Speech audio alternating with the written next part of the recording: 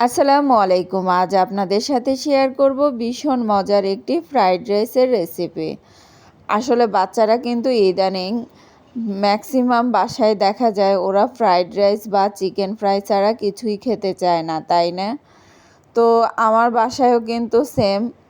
তো বাচ্চাদের জন্য বেশিরভাগ ফ্রাইড রাইসই কিন্তু বাসায় বানানো হয়। সেটা কিভাবে বানিয়েছি জানেন?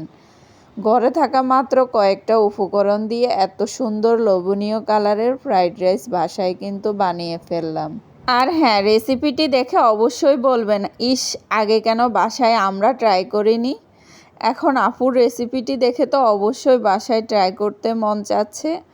তাদের জন্য আজকে এই রেসিপিটি অবশ্যই কিন্তু বাসায় ট্রাই করে দেখবেন। আমি যেইভাবে বানিয়েছি সেম প্রসেসে। চুলার মধ্যে কিন্তু বসিয়ে দিয়েছি বড় সাইজের একটা কড়াই, সাথে দিয়ে দিয়েছি রান্নার রেগুলার তেল, আর সাথে দিয়ে দিয়েছি 1 কাপ পেঁয়াজ কুচানো, বেশ কিছু কাঁচামরিচ ফালি, মাঝখান দিয়ে আমি কাঁচামরিচগুলো কেটে নিয়েছি। এখন একটু ভালো করে নেড়ে চেড়ে দিব 2-1 মিনিট। এরই মাঝে কিন্তু দিয়ে দিয়েছি আমি এখানে নিয়েছি বরবটি আর গাজর। আপনারা ইচ্ছে করলে এর সাথে কিন্তু মটরশুঁটিও নিতে পারেন। তো দিয়ে দিলাম 1 চামচের মতো আদা রসুন পেস্ট, সাথে দিয়েছি 1 চামচ লবণ, সাথে দিয়েছি হলুদ গুঁড়ো 1 চামচ, আর সাথে দিয়েছি 2 টেবিল চামচ পরিমাণ মরিচের গুঁড়ো, আর সাথে দিয়েছি 1 টেবিল চামচ জিরের গুঁড়ো। এবার সবগুলো মিশ্রণ একসঙ্গে ভালো করে মিশিয়ে নিব।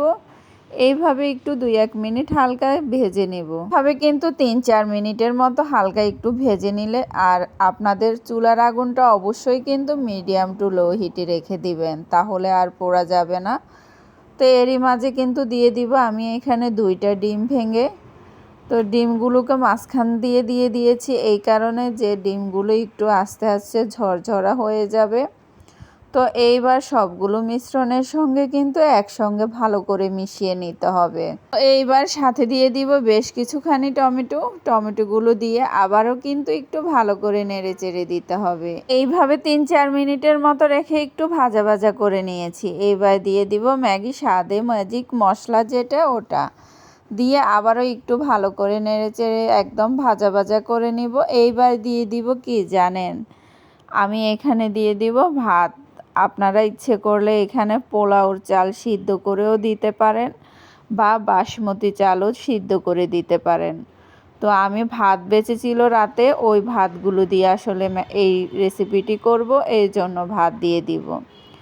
আসলে বাচ্চারা দেখি ভাত দিয়ে করলে কিন্তু এটা খেতে ভীষণ পছন্দ করে।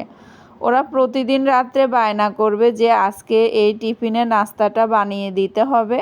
তো ওদের জন্য ফ্রাই কিন্তু এই রেসিপিটি করা হয়। তো ভাবলাম যে একদিন আপনাদের সাথে একটু শেয়ার করি।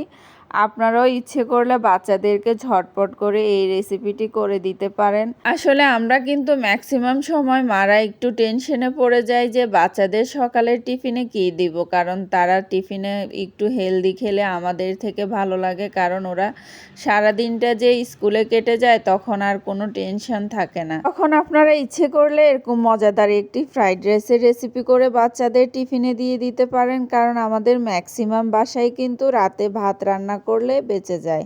ওই ভাতগুলো কিছু পরিমাণ দিয়ে বাচ্চাদেরকে এরকম মজাদার একটি ফ্রাইড রাইস বানিয়ে দিবেন। কথা বলতে বলতে কিন্তু আমি এরই মাঝে সয়া সস আর টমেটো সস দিয়ে দিয়েছি, সাথে বেশ কিছুখানি ধনিয়া পাতা দিয়ে একদম ভালো করে কিছুক্ষণ ভেজে নেব। তারপরে কিন্তু আমি এরকম মজাদার ফ্রাইড রাইসটি নামিয়ে ফেলবো। আসলে বিশ্বাস করেন, এটা এতটাই মজা যে আপনারা একবার হলেও বাসায় ট্রাই করে দেখবেন। তো যদি রেসিপিটি আপনাদের ভালো লেগে থাকে অবশ্যই আমার পেজটিতে লাইক কমেন্ট শেয়ার করে দিবেন, আর সবাই ভালো থাকবেন। আল্লাহ হাফেজ।